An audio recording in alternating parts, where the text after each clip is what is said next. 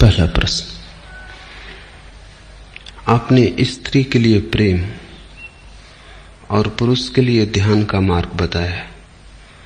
मेरी तकलीफ यह है कि न प्रेम में पूरा डूब पाती हूं, न ध्यान में गहराई आती।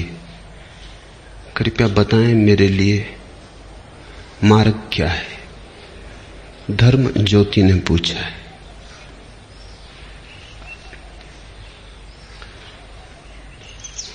धर्म गुरुओं का डाला हुआ जहर बाधा बन रहा है। उस जहर से जब तक छुटकारा न हो, प्रेम तो असंभव है, क्योंकि प्रेम की सदा से निंदा की गई है। प्रेम को सदा बंधन कहा गया है, और चूंकि प्रेम की निंदा की गई है और प्रेम को बंधन कहा गया है, इसलिए स्त्री भी सदा अपमानित की गई है। जब तक प्रेम स्वीकार न होगा तब तक स्त्री भी सम्मानित नहीं हो सकती, क्योंकि स्त्री का स्वभाव प्रेम है। और बड़े आश्चर्य की बात यह है कि स्त्रियां जितना धर्म गुरुओं से प्रभावित होती हैं उतना कोई भी नहीं होता, और उनकी जड़ पर ही वो कुठाराघात किए चले जाते हैं। लेकिन एक बार तुम्हारे मन में जहर फैल जाए और ऐसा ख्याल आ जाए कि प्रेम बंधन है, तो तुमने पुरुष की भाषा सीख ली और हृदय तुम्हारा स्त्री का है, तब तुम अड़चन में पड़ो। स्वाभाविक है। पुरुष के लिए सही है यही बात कि प्रेम बंधन है, स्त्री के लिए प्रेम मुक्ति है। और जो पुरुष के लिए जहर है वो स्त्री के लिए अमृत है। और स्त्री का तो अब तक कोई धर्म पृथ्वी पर पैदा नहीं हुआ, और स्त्रियों का तो कोई तीर्थंकर नहीं हुआ और कोई अवतार नहीं हुआ। इसलिए स्त्री के हृदय की बात को किसी ने प्रकट भी नहीं किया, सारे धर्म पुरुषों के। और स्वभावतः पुरुष ने अपने दृष्टिकोण को रखा है, वो पुरुष के लिए बिल्कुल सही है। पुरुष जैसे ही प्रेम में पड़ता है वैसे ही बंधन खड़े हो जाते हैं, क्योंकि पुरुष का अहंकार प्रेम में बंधन देखता है। पूरा डूब तो नहीं पाता, डूब जाए तो प्रेम मुक्ति हो जाए, तो प्रेम मोक्ष हो जाए। डूब तो नहीं पाता, मजबूरी में, बेबसी में झुकता है, लेकिन भीतर अहंकार पीड़ा पाता है और सदा लगता है ये तो कारागृह हो गया, इससे कैसे छूटूं। स्त्री के लिए प्रेम बंधन नहीं मालूम होता, क्योंकि स्त्री पूरी ही झुक जाती है। समर्पण उसका स्वभाव है। कोई अहंकार पीछे नहीं बचता, तो बंधेगा कौन? जो बंध सकता था वो तो प्रेम में गिर ही गया। पुरुष कभी झुक नहीं पाता, इसलिए बंधा हुआ मालूम पड़ता है। मिट जाए तो बंधने को ही कोई नहीं बचता, प्रेम बांधेगा क्या? और जब बंधने को कोई नहीं बचता तो प्रेम मुक्त करता है, प्रेम परम स्वतंत्र हो जाता है। लेकिन समर्पण के बाद पुरुष की अड़चन है, संकल्प तो कर सकता है, समर्पण नहीं कर सकता। स्त्री की अड़चन है, समर्पण तो कर सकती है, संकल्प नहीं कर सकती। मगर इसको अड़चन बनाने की जरूरत नहीं है। जो जहां है वहीं से मार्ग खोजना चाहिए। दूसरे की भाषा मत सीखना, अन्यथा अड़चन होगी। धर्म ज्योति के साथ यही हुआ है। महात्माओं के सत्संग में रही है, महात्माओं ने पूरे मन को विकृत कर दिया है। उन्होंने जो भी सिखाया है वो पीछा नहीं छोड़ रहा है। मेरी बात भी सुन रही है, लेकिन महात्मा बीच में खड़े, वो मेरी बात को भीतर प्रवेश नहीं होने देते। उनका संस्कार पुराना है, और ऐसा भी नहीं कि एक जन्म का हो, बहुत जन्मों का हो सकता है। और जब तक ये महात्माओं की भीड़ विदा न होगी तब तक प्रेम तो संभव नहीं हो पाएगा।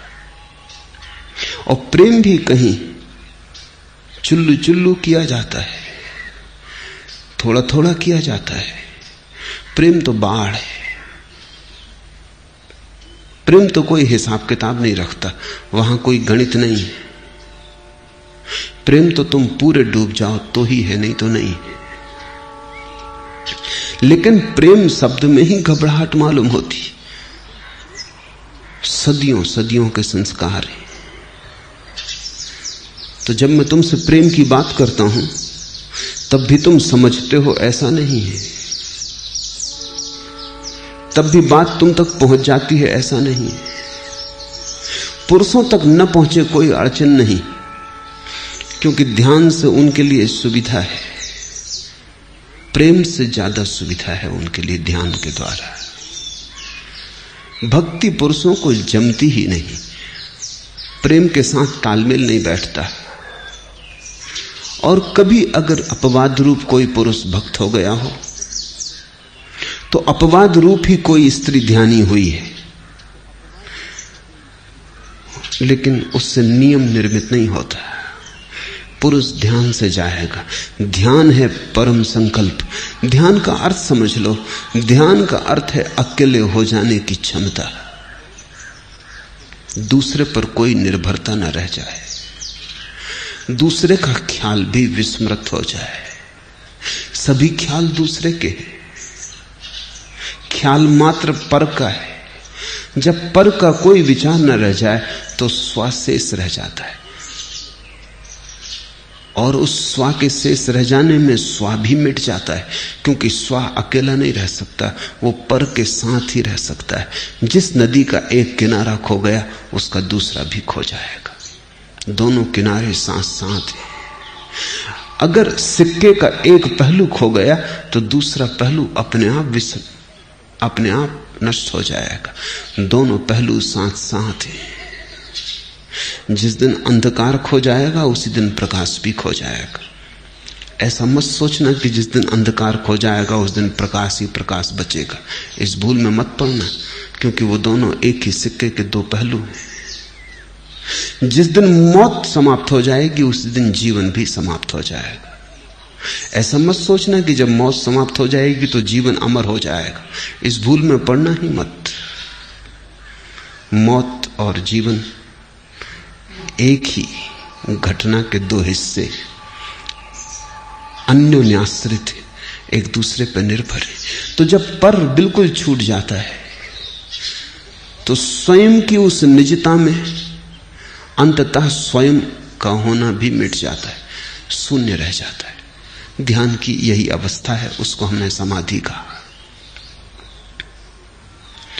दो शब्द बनाने चाहिए, ध्यान समाधि और प्रेम समाधि। समाधि तो दोनों में एक ही है, लेकिन दोनों के मार्ग बड़े अलग हैं।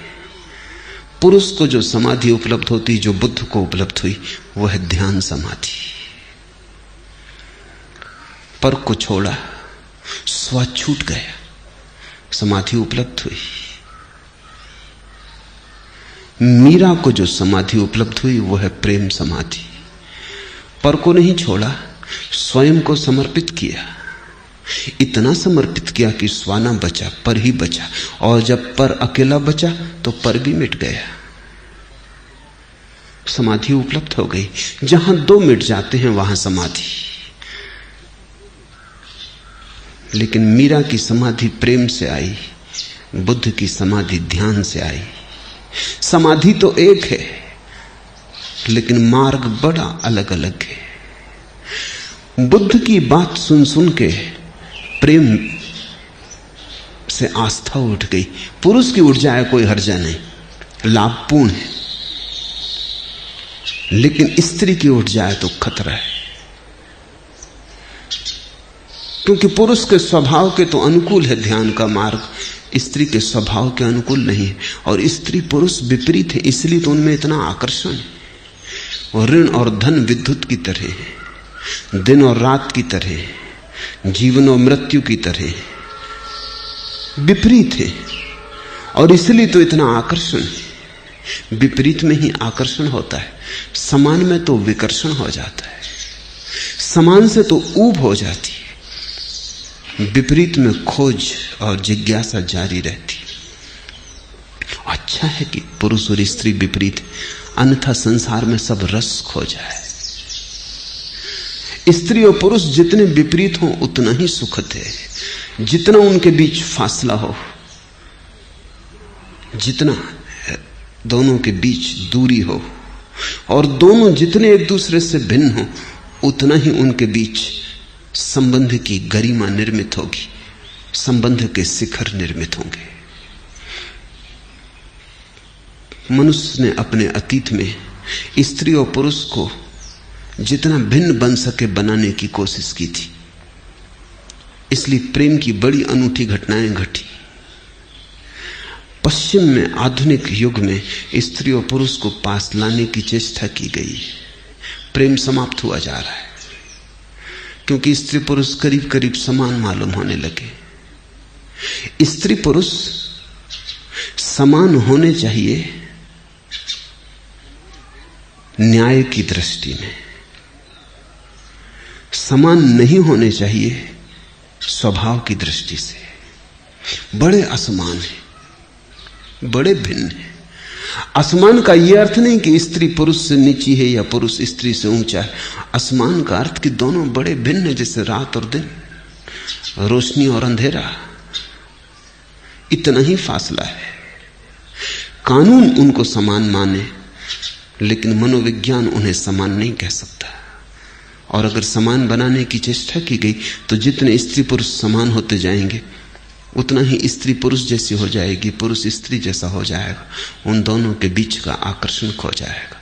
उन दोनों के बीच जो एक मधुर तनाव है, प्रेम भी है और संघर्ष भी है। मधुर तनाव है, लगाव भी है और विरोध भी है।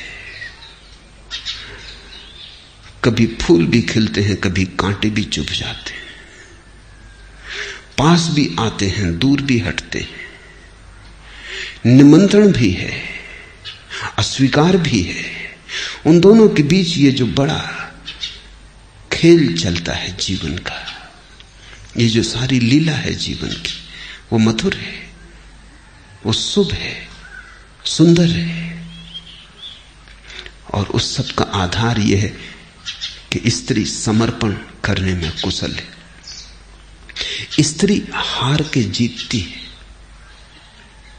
उसके जीतने का ढंग वही है। वो चरणों में रख देती है अपने को और सिरताज हो जाती है। वो अपने को खो देती है और पुरुष के रोए रोए में समा जाती है। इसी से पुरुष घबराता है, क्योंकि पुरुष जानता है उसका समर्पण खतरनाक है, उसके समर्पण में ही बंधन पैदा हो जाता है। पुरुष अपने को बंधा अनुभव करता है, क्योंकि उसका अहंकार है। वो स्वाभाविक है कि वो अपने को बचाए, लड़े, संघर्ष करे। उसकी यात्रा अलग है। पुरुष बहिर्मुखी है, स्त्री अंतर्मुखी है। पुरुष और स्त्री जब एक दूसरे को प्रेम भी कर रहे हो तो पुरुष आंख खोल के प्रेम करता है, स्त्री आंख बंद करके। जब भी स्त्री भाव में होती आंख बंद कर लेती, क्योंकि जब भी भाव में होती तब वो अंतर्मुखी हो जाती है। वो प्रेम भी जिस व्यक्ति को करती है उसको भी जब ठीक से देखना चाहती तो आंख बंद कर लेती। ये भी कोई देखने का ढंग हुआ, मगर यही स्त्री का ढंग है, क्योंकि ऐसे आंख बंद करके ही वो उस चिन्मय को देख पाती है। आंख खोल के तो मृण्मय दिखाई पड़ता है। और स्त्री जब भी किसी को प्रेम करती तो परमात्मा से कम नहीं मानती। आंख बंद करके परमात्मा दिखाई पड़ता है, आंख खोलो तो मिट्टी की देह। लेकिन पुरुष का रस भीतर में कम है, बाहर में जाता है। पुरुष आंख खोल के प्रेम करना चाहता है। प्रेम के क्षण में भी चाहता है कि रोशनी हो, ताकि वो स्त्री की देह को ठीक से देख सके। तो पुरुषों ने तो स्त्रियों की नग्न मूर्तियां बहुत बनाई हैं, स्त्रियों ने पुरुषों की एक भी नग्न मूर्ति नहीं बनाई।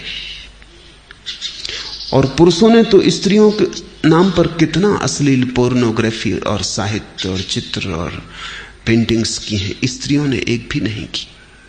क्योंकि पुरुष का रस देह में, रूप में, रंग में, बहिर में। स्त्रियों को तो भरोसे नहीं आता कि शरीर के चित्रण में इतनी उत्सुकता क्यों है, क्योंकि स्त्री को तो शरीर के पार के देखने की सुविधा है। उसके पास एक झरोखा है जहां से वो देह को भूल जाती है और परमात्मा को देख लेती है।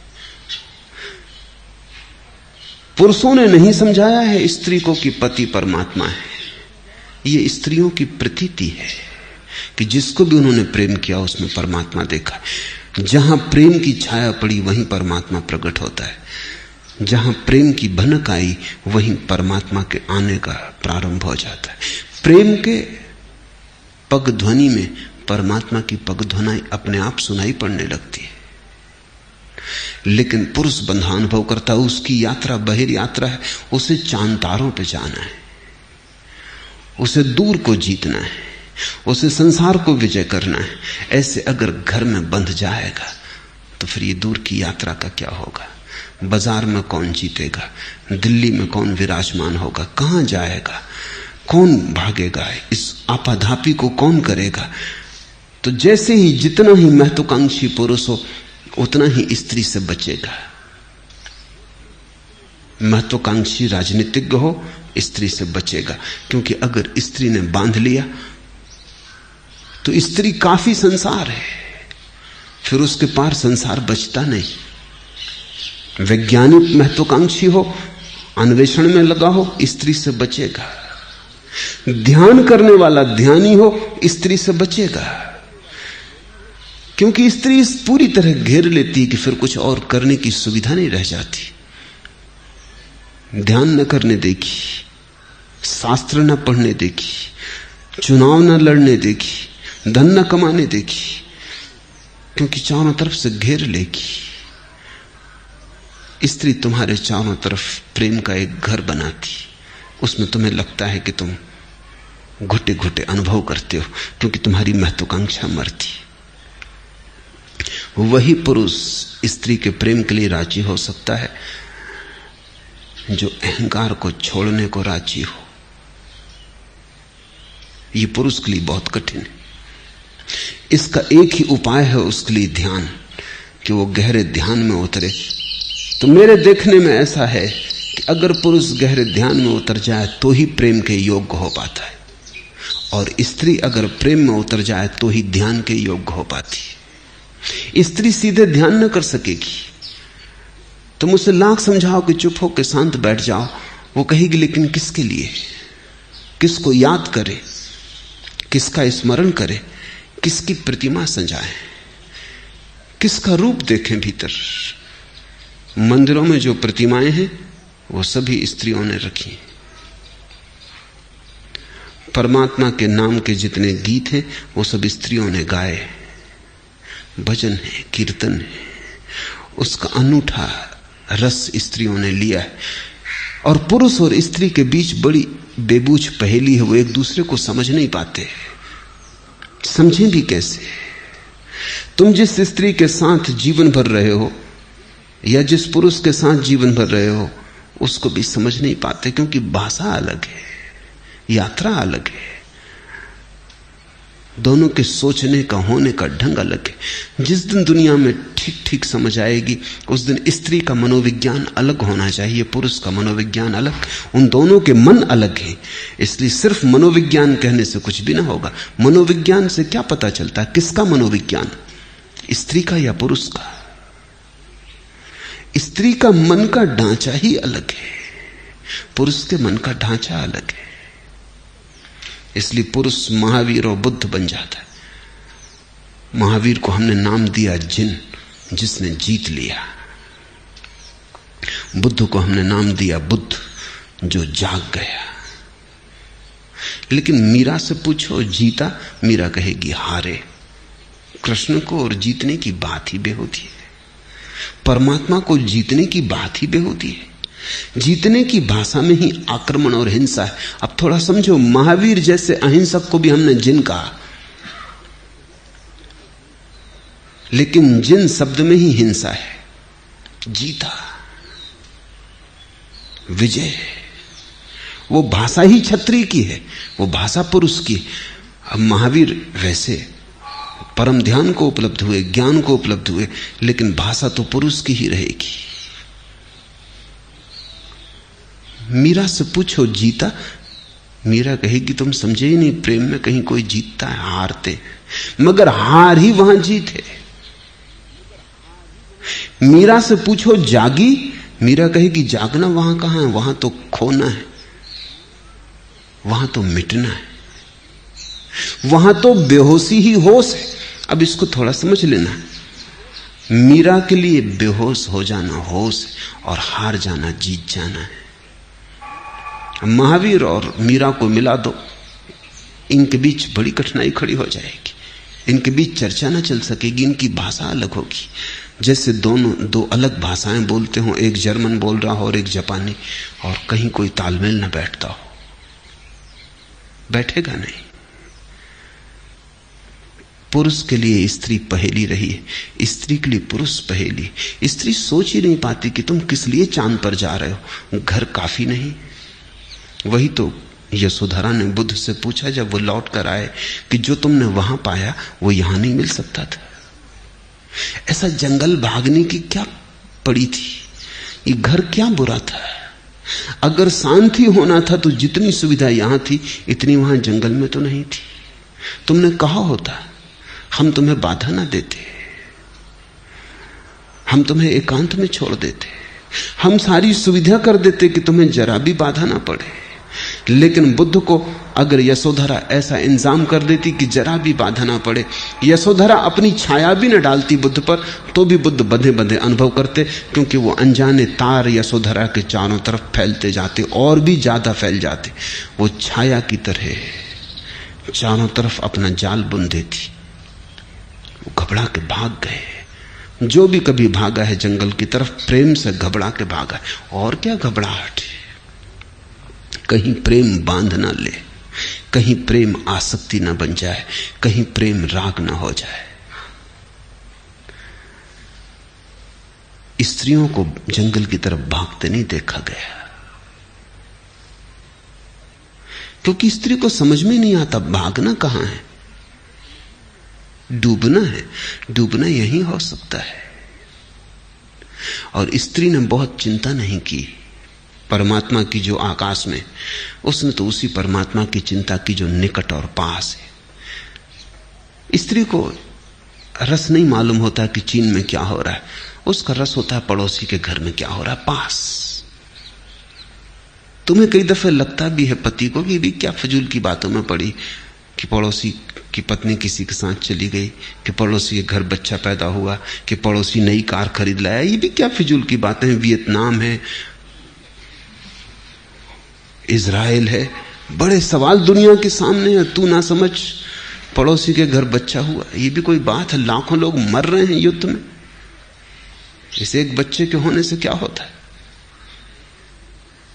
स्त्री को समझ में नहीं आता कि तुम पड़ोसी के घर बच्चा पैदा होता है, इतनी बड़ी घटना घटती है, एक नया जीवन अवतीर्ण हुआ, कि पड़ोसी की पत्नी किसी के साथ चली गई, एक नए प्रेम का आविर्भाव हुआ। तुम्हें इसका कुछ रस ही नहीं। इजराइल से लेना देना क्या है, इजराइल से फासला इतना है कि स्त्री के मन पर उसका कोई अंकुरण नहीं होता, कोई छाप नहीं पड़ती, दूरी इतनी है। स्त्री परमात्मा जो बहुत दूर है आकाश में, उसमें उत्सुक नहीं।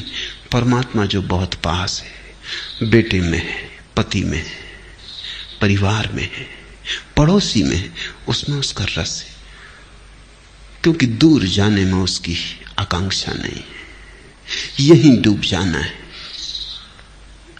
और जिसे डूबना है वो कहीं भी डूब सकता है, लेकिन जिसे जीतना है वो हर कहीं नहीं जीत सकता। जीतने के लिए तो इंतजाम करना पड़ेगा युद्ध का, जीतने के लिए तो संघर्ष की व्यवस्था करनी पड़ेगी। हारने के लिए थोड़ी कोई व्यवस्था करनी पड़ती, जीतने के लिए व्यवस्था करनी पड़ती। हारना तो कभी भी हो सकता है निहत्ते, उसके लिए कोई शस्त्रों का थोड़ी आयोजन करना पड़ेगा, सेनाएं थोड़ी इकट्ठी करनी पड़ेंगी। हारना तो अभी हो सकता है, जैसे हो तुम वैसे ही, लेकिन जीतने के लिए तो बड़ा उपाय करना पड़ता है, फिर भी पक्का नहीं कि जीत पाओगे। तो महावीर के जीवन में बड़ा आयोजन है, वो विजय की यात्रा है। मीरा के जीवन में कोई भी आयोजन नहीं है, वो जहां थी वहीं नाचने लगी, वो जहां थी वहीं दीवानी हो गई। महावीर को होश साधना है, मीरा को बेहोशी साधनी है। तो ये धर्म ज्योति की तकलीफ मैं समझता हूं, साधुओं ने बिगाड़ा, और वो महात्मा अभी भी इसके चित्त पर भारी है। ये मेरे पास भी आ गई है तो भी आ नहीं पाई, संस्कार इसके वहीं जड़ता के। इसलिए प्रेम मुश्किल है, और ध्यान तो स्त्री को मुश्किल होता ही है। जब प्रेम ही ना हो पाएगा तो ध्यान तो हो ही ना सकेगा। प्रेम से ही ध्यान की तरफ जाने का रास्ता है। बेहोशी से ही होश सधेगा, हार से ही विजय मिलेगी। तो जितने जल्दी हो सके उतने जल्दी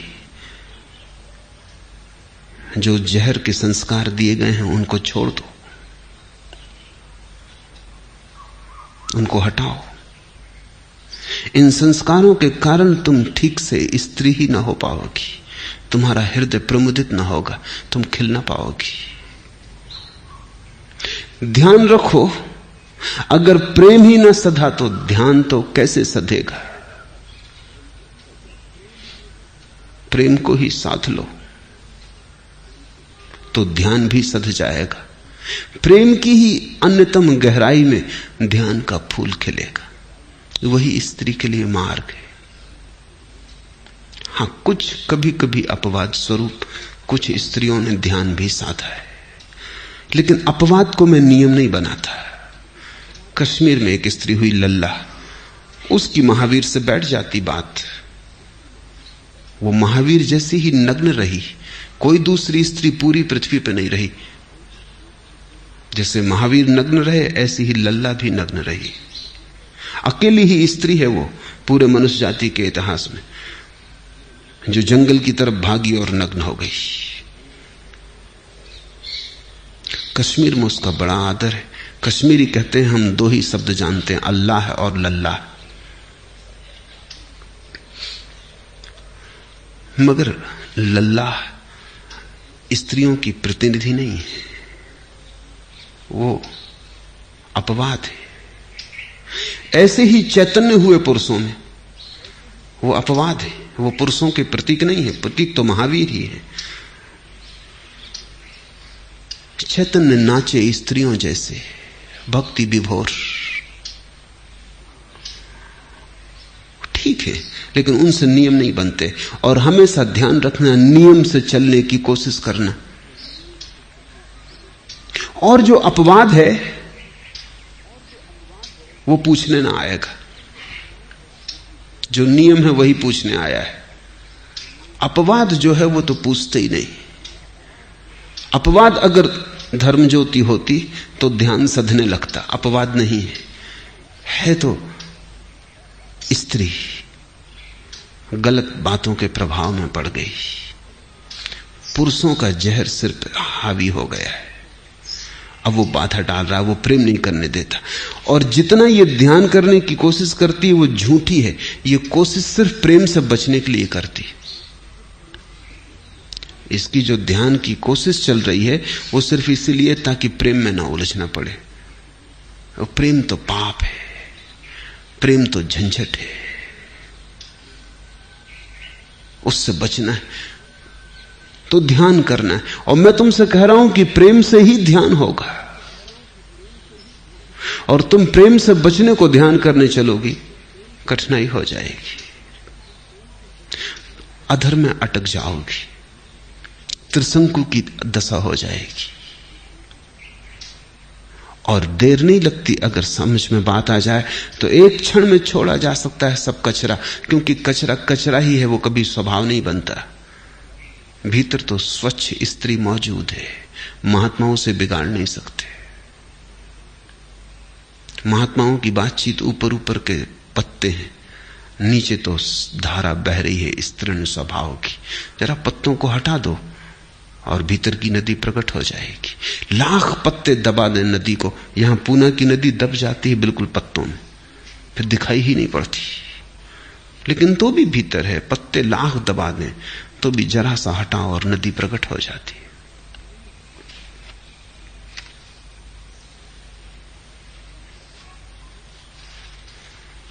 मैंने पूछा था कि है मंजिले मकसूद कहां, खिज्र ने राह बताई मुझे मैं खाने की।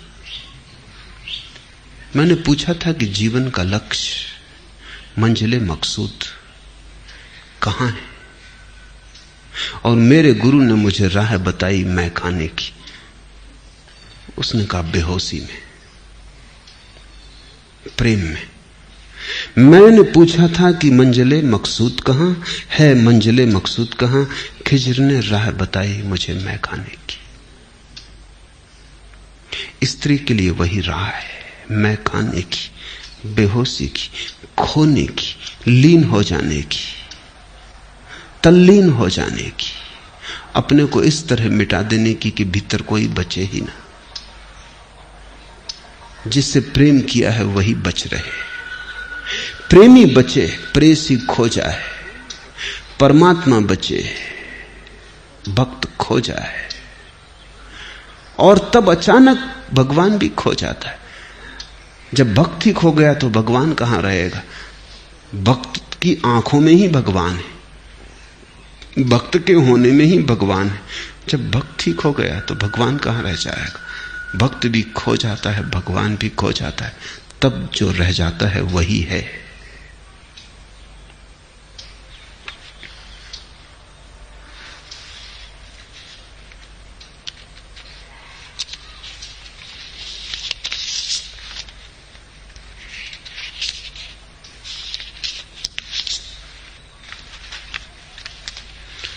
दूसरा प्रश्न, बुद्ध की मनोचिकित्सा और आज की पश्चिमी मनोचिकित्सा में क्या भेद है? आज का मनोविज्ञान क्या कभी धर्म की खोज में पहुंच पाएगा? बड़ा भेद है और बुनियादी भेद है। पश्चिम का मनोविज्ञान, कहें आज का मनोविज्ञान, क्योंकि पश्चिम का जो है वो आज का है, इस सदी का है, आधुनिक है। आधुनिक मनोविज्ञान मन की दृष्टि से जो रुग्ण लोग हैं उनकी चिकित्सा करता है,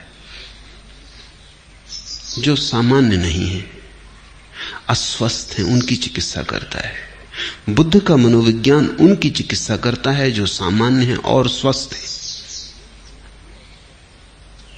कोई आदमी पागल हो गया, उसकी चिकित्सा करता है आधुनिक मनोविज्ञान। कोई आदमी जब तक पागल ना हो जाए तब तक आधुनिक मनोविज्ञान से उसका कोई लेना देना नहीं। वो बीमार को ठीक करने का उपाय है। लेकिन बुद्ध के पास वे लोग जाते हैं जो पागल नहीं हैं, वरन अगर हम ठीक से समझें तो होश में भर गए हैं और अब पागल नहीं रहना चाहते, पागल नहीं होना चाहते, सामान्य हैं, स्वस्थ हैं। साधारण लोग भी उनकी दृष्टि से ज्यादा पागल हैं, जिनको जीवन का होश आ गया है, जिन्होंने जीवन की समझ पा ली। अब वो बुद्ध से कहते हैं अकेले स्वस्थ होने से क्या होगा, सत्य भी चाहिए।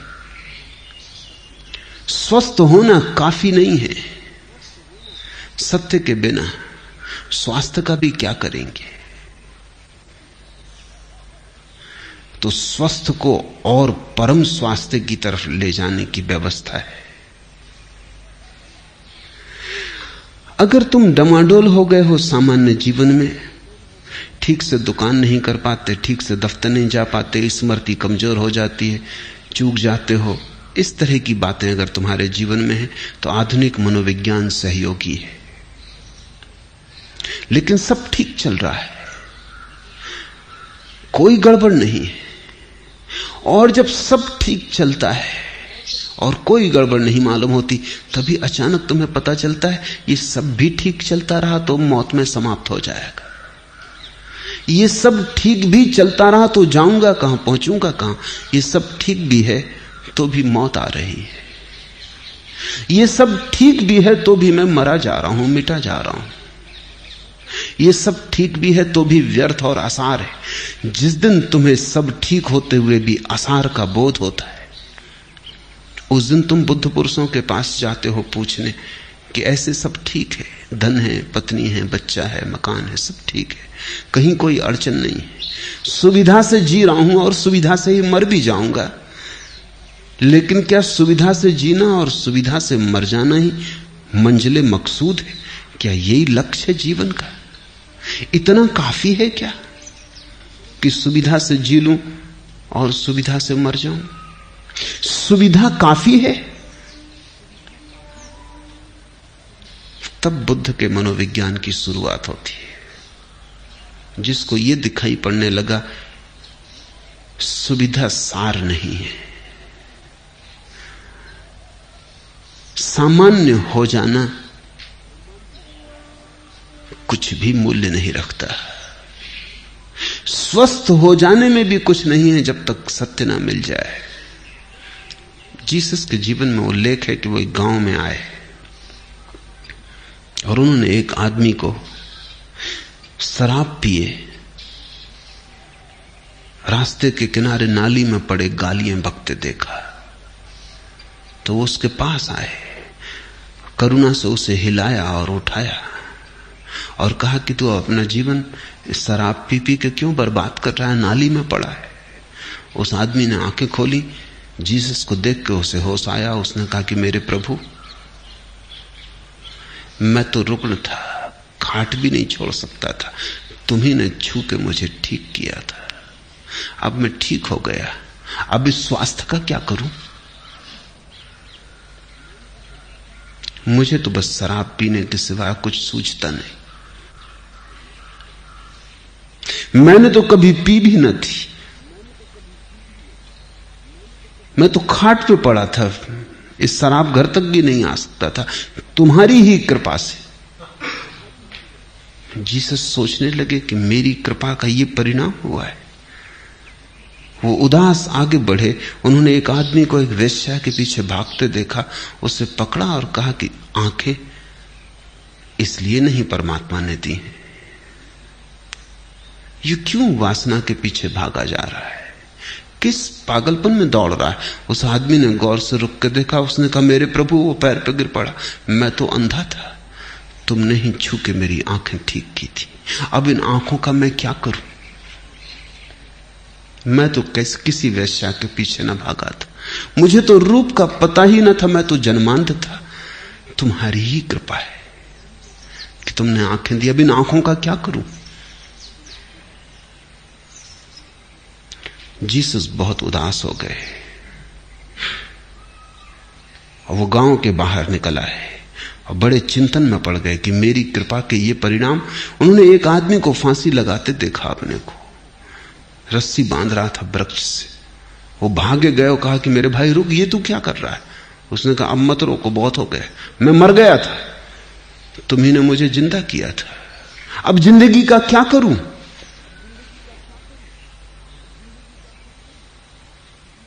ये तुम्हारी ही कृपा का कष्ट मैं भोग रहा हूं, अब बहुत हो गया, अब मत रोकना, और मर जाऊं तो मुझे जिलाना मत। तुम कहां से आ गए? और मैं किसी तरह तो इंतजाम करके अपना मरने की व्यवस्था कर रहा हूं, पहले भी मर चुका था। जिसको तुम स्वास्थ्य कहते हो उसका परिणाम क्या है? गमाओगे उसे कहीं जिंदगी के रास्ते पर, किसी नाली में पड़ोगे। जिसे तुम आंखों की ज्योति कहते हो उसका करोगे क्या? कहीं रूप में भरमाओगे। और जिसे तुम जीवन कहते हो उसका भी क्या उपयोग है सिवाय आत्महत्या के? कोई धीरे धीरे करता है, कोई जल्दी करता है, कोई एक ही छलांग में कर लेता है, कोई आत्महत्या करने में 70 साल लगाता है। इससे कोई फर्क नहीं पड़ता। इससे कुछ ये पता नहीं चलता कि तुम में और उस आत्महत्या करने वाले आदमी में कोई फर्क है। वो जरा हिम्मतवर रहा होगा, एक झटके में करना चाहता था, तुम कमजोर हो, धीरे धीरे करते हो, रोज रोज मरते हो। तुम कर क्या रहे हो यहां पृथ्वी पर सिवाय मरने के?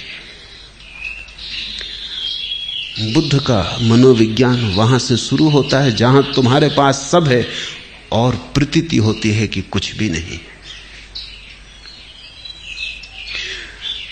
आज का मनोविज्ञान दीन और रुग्ण के लिए है, बुद्ध का मनोविज्ञान सम्राट और समर्थ के लिए है। जिसके पास सब है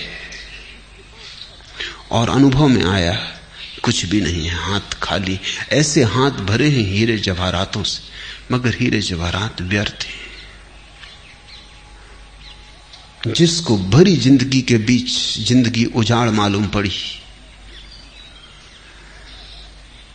संपत्ति के बीच विपत्ति दिखाई पड़ी, स्वास्थ्य के बीच सिवाय रोगों के घर के और कुछ भी मालूम ना पड़ा, और जिंदगी केवल मौत की तरफ यात्रा मालूम पड़ी, वो बुद्ध के पास जाता है। बुद्ध का मनोविज्ञान परम जीवन का मनोविज्ञान, उस जीवन का जिसका फिर कोई अंत नहीं, शाश्वत का, सनातन का। एस धम्मो सनातनो, वो उस धर्म और नियम की बात करते हैं जिससे सनातन उपलब्ध हो जाए, शाश्वत उपलब्ध हो जाए। पश्चिम का मनोविज्ञान धीरे धीरे बुद्ध के मनोविज्ञान के करीब सरक रहा है, सरकना ही पड़ेगा। देखो, पश्चिम के चिकित्सा शास्त्र का नाम है मेडिकल साइंस।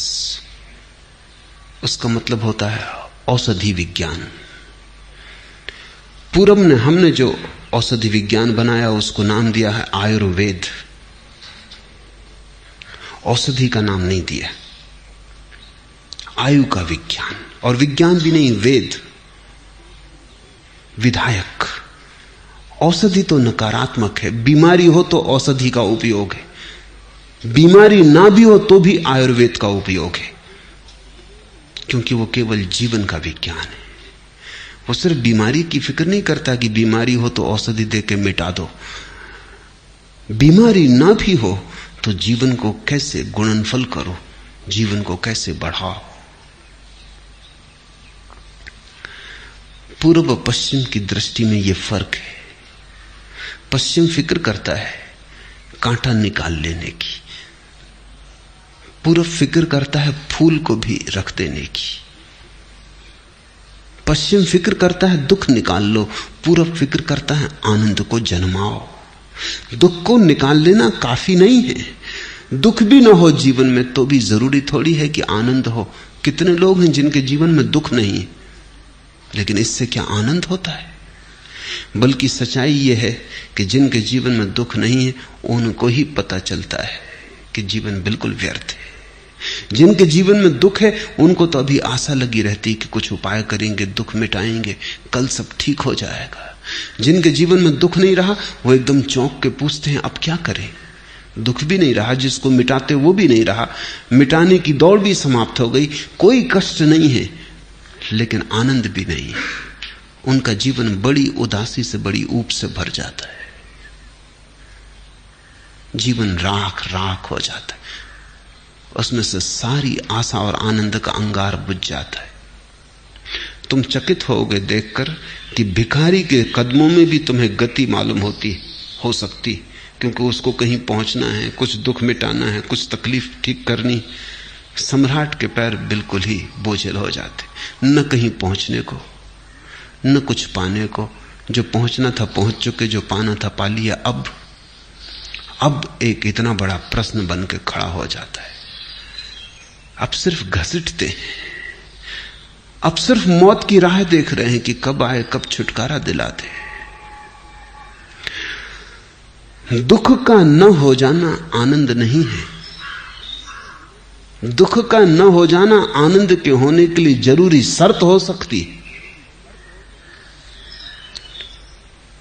आवश्यक हो सकता है, पर्याप्त नहीं।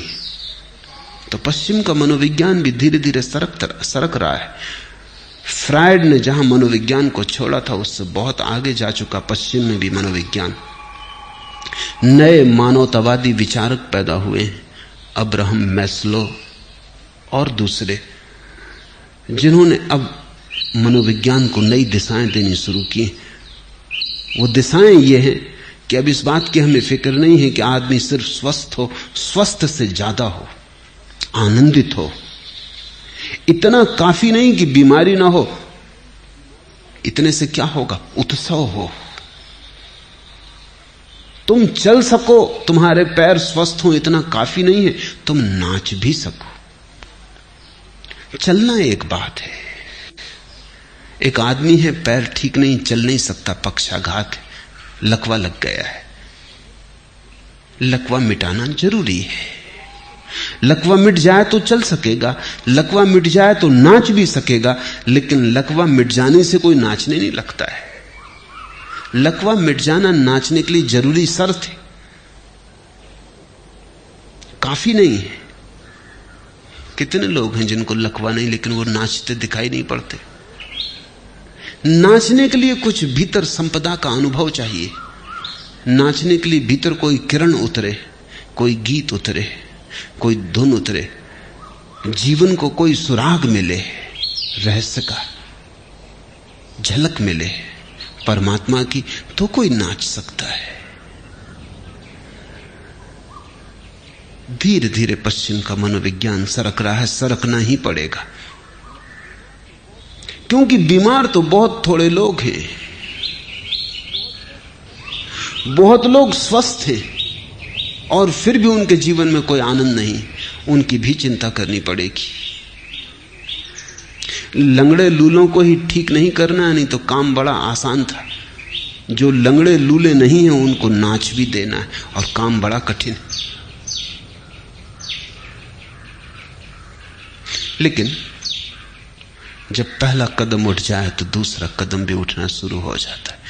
पहला कदम है, कोई आदमी नया बगीचा लगाता है तो घास पात को उखाड़ता है, व्यर्थ के पौधे झाड़ी झंखाड़ को अलग करता है, जमीन खोद के बदलता है, जड़ें निकाल के फेंकता है।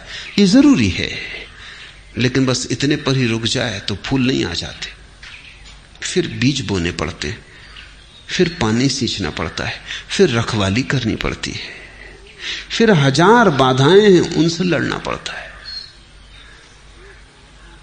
तो एक आदमी को जीवन में सुविधा मिल जाए, स्वास्थ्य मिल जाए, रहने का अच्छा मकान मिल जाए, रोटी रोजी मकान का इंतजाम हो जाए, इतने से तो केवल बगीचे की तैयारी हुई थी। अभी बीज नहीं बोए गए थे। इतने भर से जो राजी हो गया वो ना समझ, वो असार से राजी हो गया। उसने नकार को सब समझ लिया, वो औषधि से राजी हो गया। उतना काफी नहीं है। चिकित्सा शास्त्र का जिनका गहरा अनुभव है वो कहते हैं कि कई बार दो मरीज एक ही बीमारी के मरीज होते हैं, एक ही अवस्था के होते हैं, और एक पर दवा काम कर जाती है और दूसरे पे काम नहीं करती। तो इसका बड़ा चिंतन चलता है कि ऐसा क्यों होता है। खोजबीन से पाया गया कि जिस आदमी पर दवा काम कर जाती है वो आदमी जीना चाहता है, जीने की आकांक्षा है, जीवेषणा है, औषधि काम कर जाती। वो जो दूसरा आदमी है जिस पर औषधि काम नहीं करती, वही बीमारी है, वही अवस्था है, वो जीना नहीं चाहता, वो उदास हो गया, वो थक गया, उसने आशा छोड़ दी, फिर औषधि काम नहीं करती। मेरे देखे जो लोग मन से रुग्ण हैं वे वही लोग हैं जिनको जीवन में सुख का कोई सुराग नहीं मिला और उन्होंने आशा छोड़ दी, वो हताश हो गए।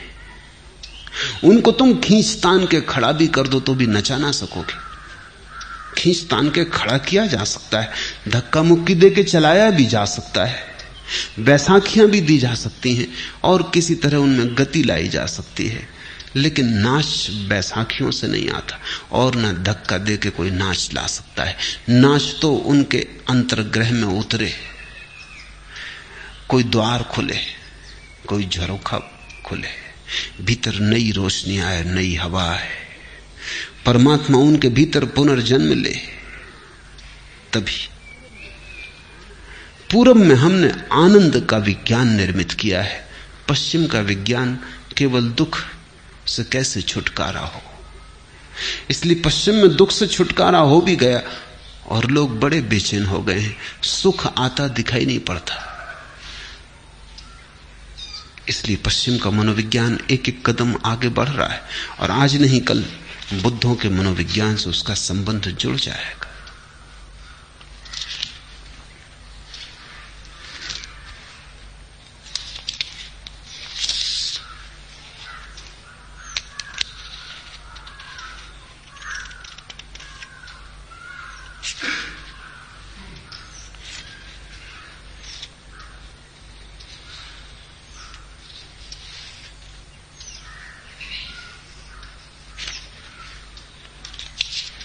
तीसरा प्रश्न, आप कहते हैं जियो अभी और यहीं, पर स्वयं को देखकर हमें अभी और यहीं जीने जैसा नहीं लगता। वर्तमान में जीने की बजाय भविष्य की कल्पना में जीना ज्यादा सुखद लगता है, तो क्या करें? तो जियो, वैसे ही जियो। अनुभव बताएगा कि जो सुखद लगता था वो सुखद था नहीं। प्रश्न से इतना ही पता चलता है कि प्रौढ़ नहीं हो, कच्चे हो, अभी जीवन ने पकाया नहीं, अभी मिट्टी के कच्चे घड़े हो, वर्षा आएगी बह जाओगे।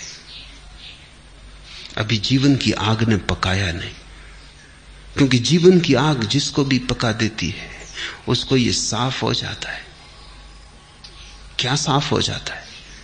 एक बात ही साफ हो जाती कि भविष्य में सुख देखने का अर्थ ही यही है कि वर्तमान में दुख है। इसलिए भविष्य के सपने सुखद मालूम होते हैं। थोड़ा सोचो, जो आदमी दिन भर भूखा रहा है वो रात सपने देखता है भोजन के, लेकिन जिसने भरपेट भोजन किया है वो भी कहीं रात सपने देखता है भोजन के। देखे तो पागल।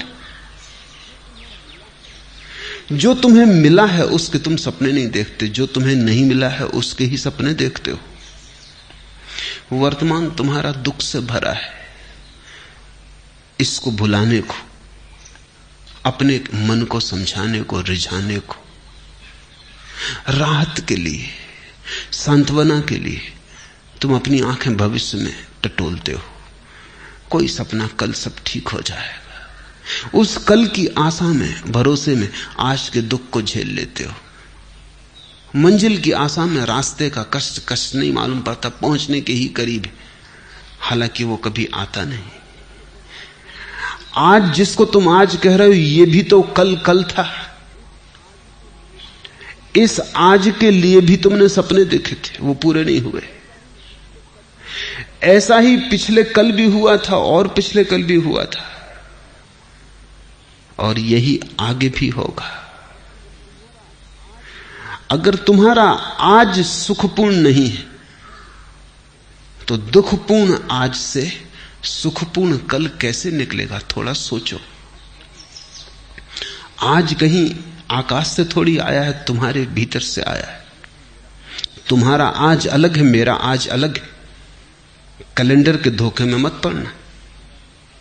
कैलेंडर पर तो तुम्हारा भी आज वही नाम रखता है, मेरा आज भी वही नाम रखता है, लेकिन यहां तुम जितने लोग बैठे हो इतने ही आज हैं। पूरी पृथ्वी पर जितने लोग हैं इतने आज हैं। और अगर तुम पशु पक्षियों और पौधों को भी गिनो तो उतनी ही संख्या है। कैलेंडर बिल्कुल झूठ है। उससे ऐसा लगता है एक ही दिन है सबका। रविवार तो सभी का रविवार, जरूरी नहीं है। किसी की जिंदगी में सूरज उगा हो तो रविवार, और किसी की जिंदगी में अंधेरा हो तो कैसा रविवार।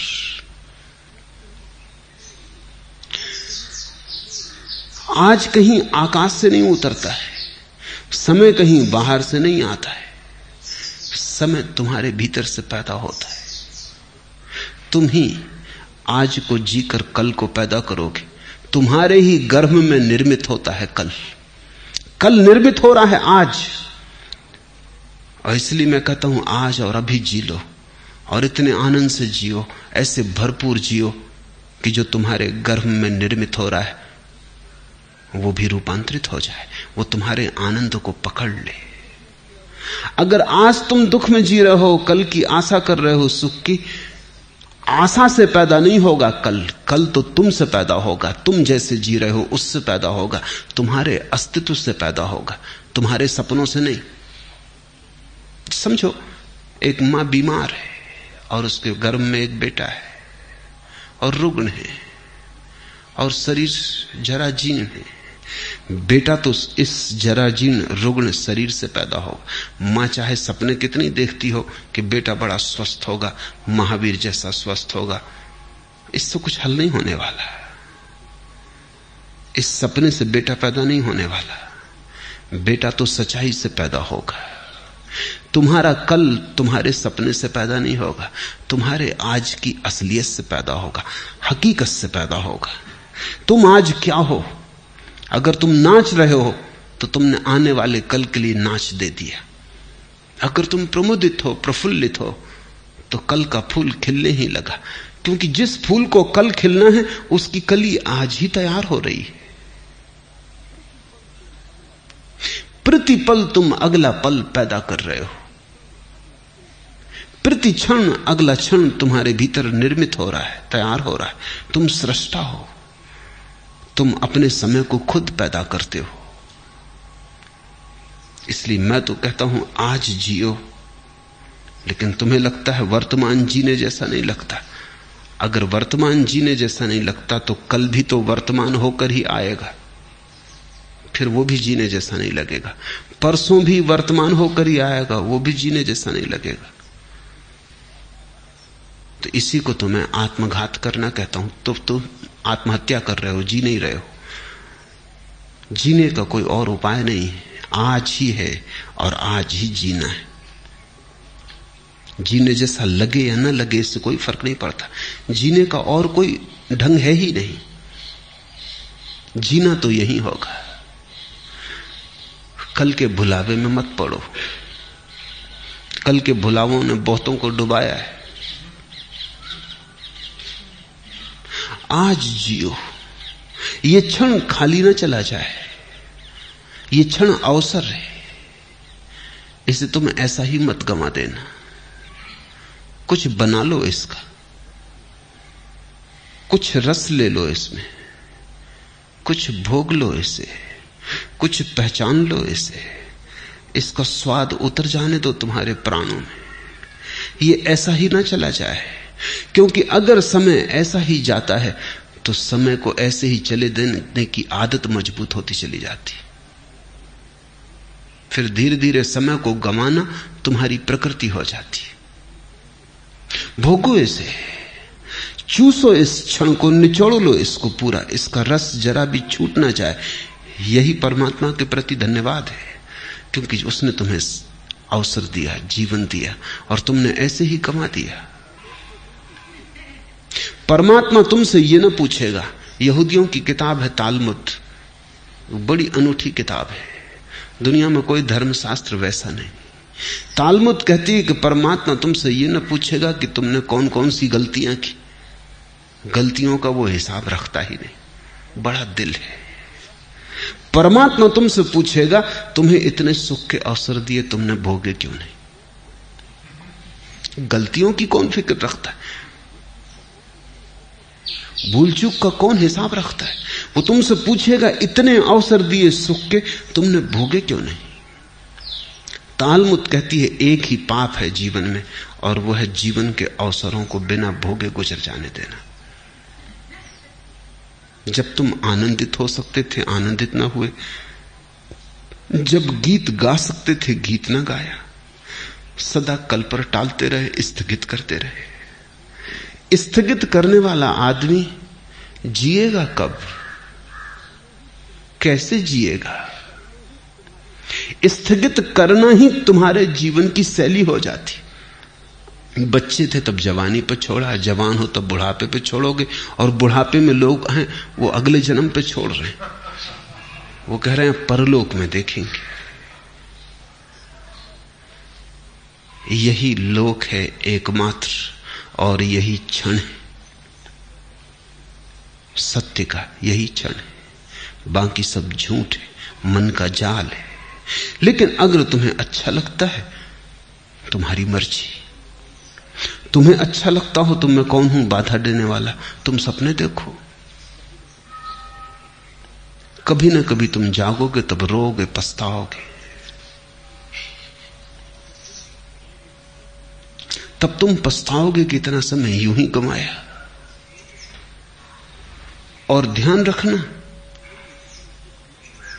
जीवन में जितना दुख भर लोगे, जितने आंसू घने कर लोगे, जितना पछतावा हो जाएगा, उतना ही कठिन हो जाता है रोकना फिर दुख को, आंसुओं को।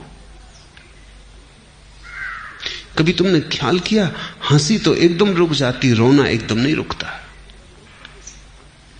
तुम हंस रहे हो एकदम रुक सकते हो, रोना एकदम नहीं रुकता। थमते थमते थमेंगे आंसू। रोना है कुछ, हंसी नहीं। दुख ऐसा सरोबोर कर लेता है, दुख ऐसी गहराइयों तक प्रविष्ट हो जाता है, तुम्हारी जड़ों तक समाविष्ट हो जाता है कि फिर तुम उसे रोकना भी चाहो तो कैसे रोको। थमते थमते थमेंगे आंसू। रोना है कुछ, हंसी नहीं है। ये कोई मजाक नहीं है कि रो लिए और रोक लिए। ये कोई हंसी नहीं है कि हंस लिए और रोक लिए। हंसी तो तुम्हारी ऊपर ऊपर होती, रुक जाती। रोना बहुत गहरे चला जाता है। रोना तुम्हारे जीवन में सब तरफ भर जाता है। और रोज रोज अगर तुम रोने को इस तरह संभालते गए और जीने को कल पे टालते गए, तुमने कहा हंसेंगे कल, रोएंगे आज, और तुम जो दलील दे रहे हो वो दलील ये है कि अपना वर्तमान तो सुखद मालूम नहीं पड़ता, इसलिए सुखद सपने देखेंगे। सुखद वर्तमान क्यों नहीं है ये पूछो। इसलिए नहीं है कि कल भी तुमने सपने देखे थे आज के, और कल का दिन गंवा दिया जिसमें आज सुखद हो सकता था, जिसमें आज की आधारशिला रखी जा सकती थी।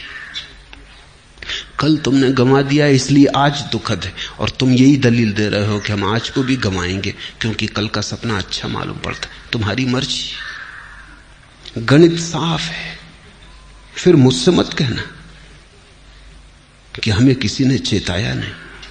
तुम्हें यह मौका न मिलेगा कहने का, यह ध्यान रखना कि हमें किसी ने चेताया नहीं। दूसरों को तो यह भी सुविधा है कहने की कि उन्हें किसी ने चेताया नहीं, लेकिन मैं तुम्हें रोज चेता रहा हूं।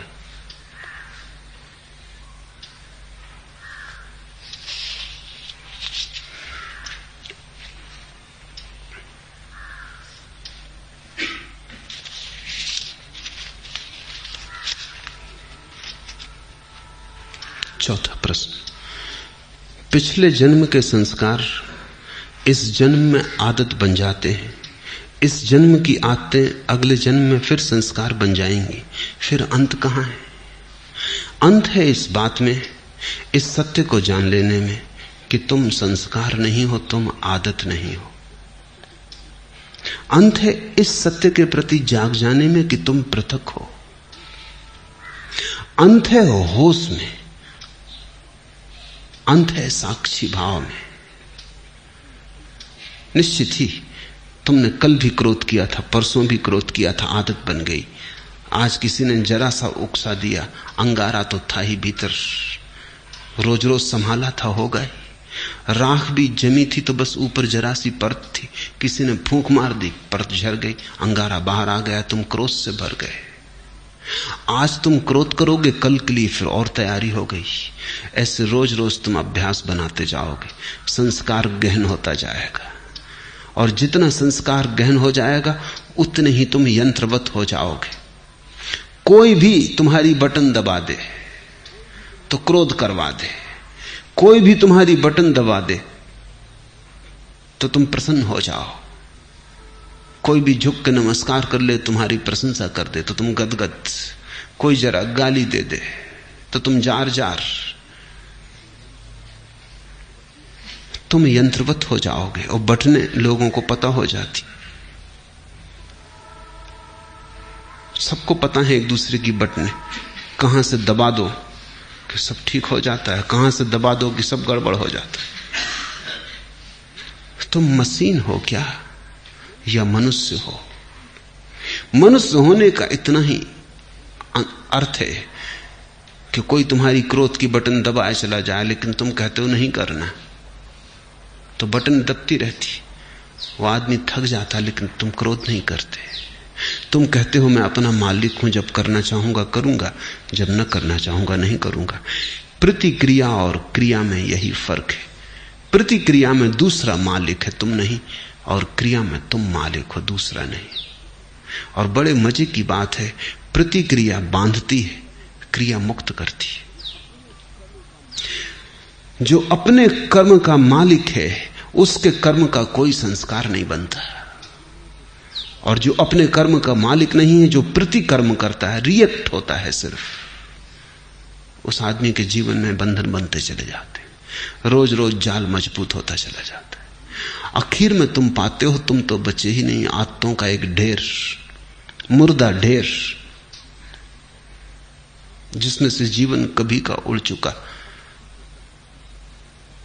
पक्षी तो जा चुका है जीवन का बहुत पहले, कटघरा छूट गया है, पिंजड़ा छूट गया है। जागो इसके पहले की देर हो जाए, और आदतों से मुक्त होना शुरू करो। मैं तुमसे ये नहीं कह रहा कि बुरी आदतों से मुक्त हो जाओ और भली आदतें बना लो। तुम्हारे महात्मागण तुमसे यही कह रहे हैं। वो तुमसे कहते हैं बुरी आदतें छोड़ो, अच्छी बनाओ। मैं तुमसे कहता हूं आदत छोड़ो। बुरी और अच्छी आदत से कोई फर्क नहीं पड़ता। लोहे का हो पिंजड़ा की सोने का क्या फर्क पड़ता है। एक आदमी को सिगरेट पीने की आदत है, सारी दुनिया बुरी कहती। दूसरे को माला फेरने की आदत है, सारी दुनिया अच्छा कहती। जो सिगरेट पीता है वो अगर न पिए तो मुसीबत मालूम होती, जो माला फेरता अगर न फेरने दो तो मुसीबत मालूम होती। दोनों गुलाम हैं। एक को उठते ही से सिगरेट चाहिए, दूसरे को उठते ही से माला चाहिए। माला वाले को माला न मिले तो माला की तलफ लगती, सिगरेट वाले को सिगरेट ना मिले तो सिगरेट की तलफ लगती। ऐसे बुनियाद में बहुत फासला नहीं है। सिगरेट भी एक तरह का माला फेरना है। धुआं भीतर ले गए बाहर ले गए, भीतर ले गए बाहर ले, मन के फिरा रहे हैं बाहर भीतर। धुएं की माला है, जरा सूक्ष्म है। कोई अपना कंकड़ पत्थर की फेर रहा है, जरा स्थूल है। असली सवाल आदत से मुक्त होने का है। मैंने ये नहीं कह रहा हूं कि माला मत फेरो, मैं ये भी नहीं कह रहा हूं कि सिगरेट पियो। मैं ये कह रहा हूं कि तुम मालिक रहो। कोई आदत ऐसी ना हो जाए कि मालिक बन जाए। कोई आदत, मंदिर जाने की आदत भी मालिक ना हो जाए, ध्यान करने की आदत भी मालिक ना हो जाए। मालिक तुम ही रहो। मालकियत बचा के आदत का उपयोग कर लेना, यही साधना है। मालकियत खो दी और आदत सवार हो गई तो तुम यंत्रवत हो गए, तब तुम्हारा जीवन मूर्छित है। ऐसे लोग हैं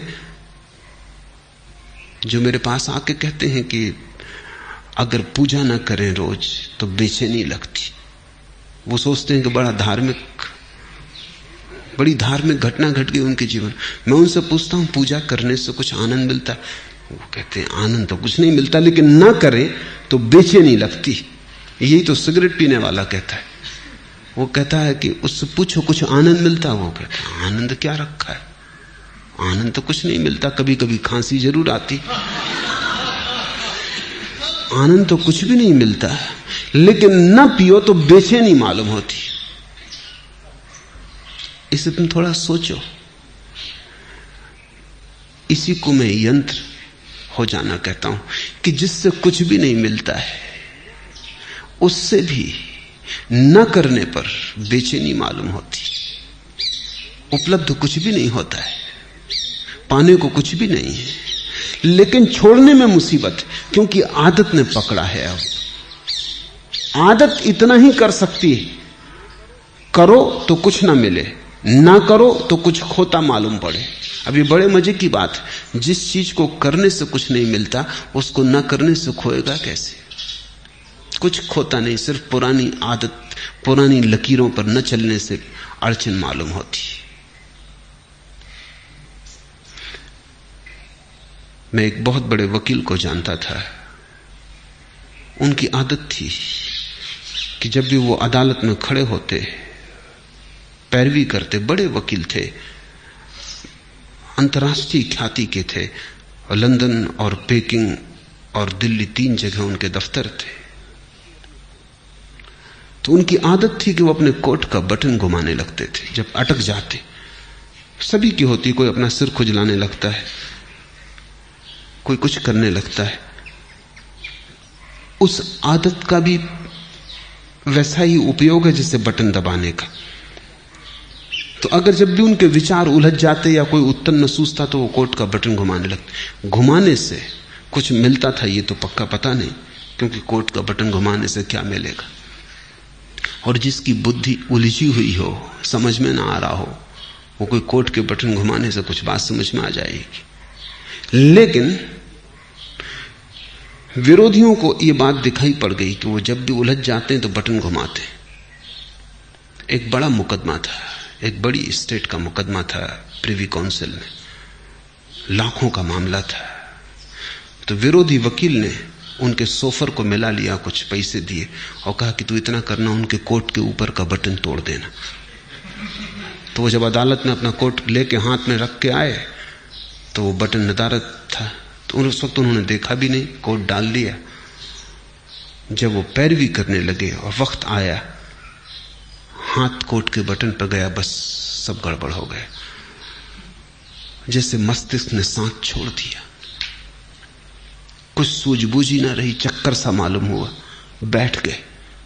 पहला मुकदमा हारे वो मुझसे कहते थे कि उस बटन से मुझे मिला तो कभी कुछ नहीं, लेकिन गंवाया मैंने बहुत। उस बटन के घुमाने से कुछ मुझे सूझबूझ आती थी ऐसा भी नहीं था, लेकिन बटन न पाके बस मैं समझ ही ना पाया कि अब क्या करूं। हाथ से जैसे कोई हथियार छूट गया। भरोसा किए बैठे थे और वक्त पर जिस पे भरोसा था वो दगा दे गया।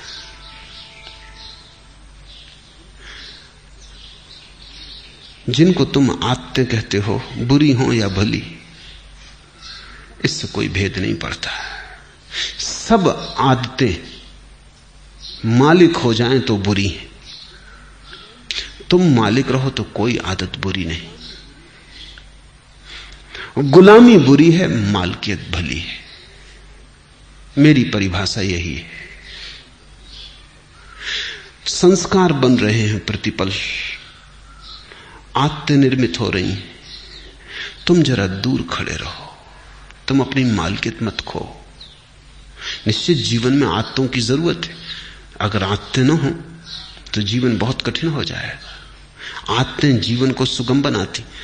तुम टाइपिंग सीखते हो या कार चलाना सीखते हो, अगर आदत न बने और रोज रोज फिर वहीं खड़े हो जाओ जहां पहले दिन खड़े हुए थे, फिर देखने लगो कि अब टाइप करने का फिर मौका आया, फिर सीखो, या कार चलाने का फिर नौबत आ गई, अब फिर से सीखो, तो जिंदगी बहुत असंभव हो जाए। तुम कार चलाना एक बार सीख लेते हो, आदत बन गई, फिर हाथ ही काम किए चले जाते हैं।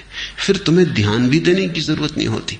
ठीक ठीक ड्राइवर गीत भी गुनगुना लेता है, बात भी कर लेता है, रेडियो भी सुन लेता है, और कुछ तो ड्राइवर ऐसे हैं कि झपकी भी ले लेते और गाड़ी चलती रहती। जीवन में आदत की जरूरत है, बस ध्यान इतना ही रखना जरूरी है कि आदत मालिक ना हो जाए। मालिक तुम बने रहो तो संसार में कुछ भी बुरा नहीं। स्वामित्व तुम्हारा हो तो संसार में सभी कुछ अच्छा है। स्वामित्व खो जाए, तुम गुलाम हो जाओ, तो वो गुलामी चाहे कितनी ही कीमती हो, खतरनाक है। हीरे जवाहरात लगे हों सींखों पर, जंजीरों पर, तो भी उनको आभूषण मत समझ लेना, वो खतरनाक है, वो महंगा सौदा है। अपने को गंवा के इस जगत में कमाने जैसा कुछ भी नहीं। हाँ, अपने को बचा के जितना खेल खेलना हो खेल ले सकते हो। जब परमात्मा ही लीला कर रहा है तो तुम क्यों परेशान हो? लेकिन परमात्मा मालिक है, और जब तुम भी अपनी आदतों और संस्कारों के मालिक हो जाओगे तो तुम भी अपने छोटे से संसार में परमात्मा हो जाते हो। बुद्ध ने इसी को होश कहा है कि सब करना लेकिन होश पूर्वक करना। कदम भी उठाना तो होश पूर्वक उठाना, उठना बैठना लेटना होश पूर्वक। कोई भी चीज बेहोशी में मत करना। अगर तुम होश को साधते रहो तो आदत तो बनती रहेगी, आदत का तुम उपयोग करते रहोगे, लेकिन आदत के पीछे होश की धारा भी बह रही है। चैतन्य का दिया भी जल रहा है, वो भी निर्मित हो रहा है, उसकी भी सघनता बढ़ रही है, उसका भी प्रकाश गहन होता जा रहा है। जीवन में सिर्फ आदतें ही आदतें रह जाएं तो आत्मा खो जाती है। आदतों के पीछे तुम भी रहो अलग पृथक, और इतनी तुम में मालकियत हो कि किसी आदत को अगर तुम छोड़ना चाहो तो इसी क्षण छोड़ दो, लौट के दोबारा सोचने की जरूरत भी ना पड़े। मैंने सुना है कि जब पहली दफा उत्तर ध्रुव पर यात्री पहुंचे तो वो एक बड़ी मुसीबत में पड़े। 3 महीने का भोजन था, वो चुक गया, और कोई 15-20 दिन उन्हें भूखे उपवास में गुजारने पड़े। कभी मछली पकड़ लेते तो ठीक, कभी ना पकड़ पाते तो मुश्किल। जहाज उलझ गया, बर्फ में फंस गया। लेकिन उन यात्रियों का जो कैप्टन था, उसको सबसे ज्यादा जो मुसीबत आई वो भोजन की नहीं थी। लोग बिना भोजन के रहने को तैयार थे, यात्रियों का दल।